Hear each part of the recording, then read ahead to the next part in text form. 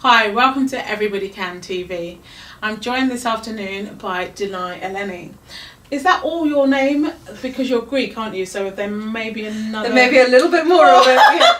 Well, in Greek, Danae is spelled with a delta, so it's Danae Eleni Palikaropoulou. But I don't normally use Palikaropoulou when I sing. Sorry, Dad, because people misspell it so often. And it's an extra 15 letters, so it doesn't fit on big posters, does it? Well, you're a soprano and you love opera, and I've watched your career and you just have such an amazing, enthusiastic energy for this art form. So I would really love to know what your favourite opera is. There's so many beautiful operas to choose from, and listening to your recital earlier, I was so stunned at the beauty there is in Verdi opera, which I personally don't listen to, but then hearing all the colours in Timor di Me, I was nearly crying as it happened. But in terms of operas that I sing, I love Figaro. The Marriage of Figaro is such a real story, because there's always this problem of mistrust between men and women, and people and their partners, and then people that you work for, and then people who own a sense of power. I mean, it's very on trend at the moment with all these people in Hollywood who are in trouble for putting their sense of power onto the people that are below them. And to have Susanna feeling so threatened by the Count, and have Countess so miserable in the fact she can see her husband having these numerous affairs, but still the beauty of Mozart's music showing love going all the way through it, I just think. So just for people that don't know the opera, could you just explain the story just a little bit for them? It's 4 acts, so we might be here a while. But the basic premise is that there is a count and a countess who are married, and they have a lady's maid, Susanna, and Figaro, the manservant to the count, and Figaro and Susanna are to be married, but the count would like to have an affair with Susanna. No, wait, hang on, Figaro and the count. No, Figaro and Susanna are to be married. It's a very different version. I'm sure somebody will do it one day. I'm sure they've been done, actually. But Figaro and Susanna are to be married, but the Count is trying to have an affair with Susanna. Yeah. And we see the story of her dodging through this and helping the Countess to win back her husband's love. Yeah. There are lots of other intermediary characters as well, like the naughty boy Cherubino and Balberina, the cousin who goes around adding to the mischief. But it's such a beautiful, comedic but touching opera that's wonderful. So out of that opera, what part would you play? I'd sing Susanna. You'd sing Susanna. Yeah. And how do you find her to sing? Oh, it's stunning. There's long lines, there's lots of recitative, so you can really tell your story as you're going through, and I find it's a really fun way of playing with your timings, because it makes you almost like a normal speech actor in secco recitative, because you have more choice in how you want to breathe and sort of things. Is there any other opera that you love? The Rake's Progress is my other favourite opera. Is that opera sung in It's sung in English! Yay! Who knew? It's sung in English. It's another story about a woman that is just trying to save the love of her life from going down the wrong path.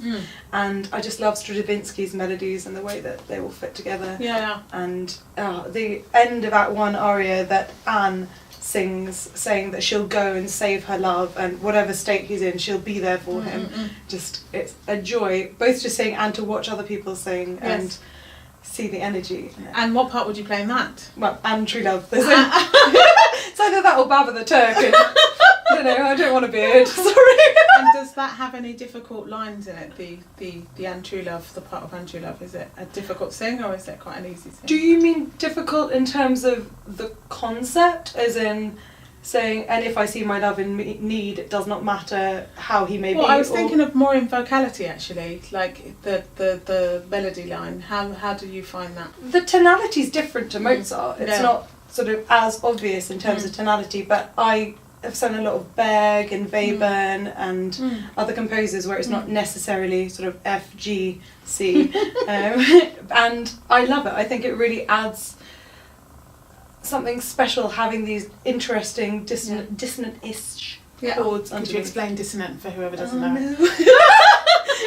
I can't. It means it doesn't necessarily sound like it's the right note. Okay, brilliant. Yeah. Against the harmonic structure that what's harmonic structure then, Miss Benjamin?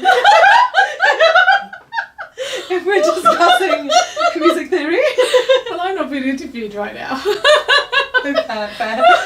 So, as you know, I run a platform called Everybody Can, and I would love to know how you moved from your I can't to your I can. Have you ever had any moments like that? So many moments like that. Some of them are still transitioning from I can't to I can. But specifically in a recent example is there's this beautiful Handel aria from Atalanta. It's got really long phrases and it's larghetto, and like every time I open it to use it in an audition situation or even in a lesson, I sort of go, oh, I can't. Oh, it's 6 bars in one go. What am I going to do? Yeah. And then like I just had a breakthrough moment the other day with my teacher, and I changed the placement a little bit of the vowels and just relaxed a bit and breathed. Yeah. The body work that we've done recently where you just breathe and let it go meant that I just took a breath and the whole thing just came out. Oh, wow. Wow! I just stopped the lesson, have a little jump about. But yeah, and I really thought, okay, I can do it. And it was partly a mindset thing where I thought, I'm not going to be able to do this. Yes. And because I talked myself down so much that actually sort of go, I'll try. And taking a breath meant that I actually could get through the phrase. And it made the aria so much more fun to sing and so much more real. And breathing is such an important part of singing, isn't it? And life! Like the other thing, I can't and I can. Like sometimes if I'm worried about a situation, I'll just forget to breathe. Yes. So then taking a deep breath and going, okay, I can do it. I can cross the huge road or make the train on time. All those things. So tell me, with being Greek, do you sing any Greek repertoire? I do, excitingly. And there is a wonderful man in Athens called Dimitris Iakas, who has a grand collection of these 19th and 20th century Greek songs. Amazing. And lots of them haven't been recorded before, so I'm talking to a couple of companies at the moment about putting together a CD, and I always include 1 or 2 in recitals that I do. Yes. And I look forward to exploring that repertoire more, because it's just as good as like Fauré and Schubert and Poulenc, and there are these amazing, and Second Viennese School composers, like these amazing Greek people studying in Vienna or studying in Italy, and you can see all of the European traits coming through in the music, but it's in Greek. So I really want to share that with the community as a whole, and also just make the Greek language more accessible as well. Yes. Because people see it written down and go, oh, it's like Cyrillic, we don't really know how to say it. But as we were talking about earlier, you can have IPA, which is the International Phonetic Alphabet. So we could write underneath exactly how to pronounce it. And then anyone can sing it. So Yes! yay! So you're going to make Everybody can. Yes, exactly. So you'll be making some history there. I look forward to hearing more about that. Thank you. Now, my one final question for you is, you're a bit of a mathematician. Just a bit. Which is really important to music. And I've watched and heard some of your ideas for how, we can kind of amalgamate those two together. Could you tell us a little bit more about that? Well, I think everybody can listen to music and everybody can sing and everyone can enjoy music. But there seems to be a bit of a mental block, especially at primary school level, about mathematics.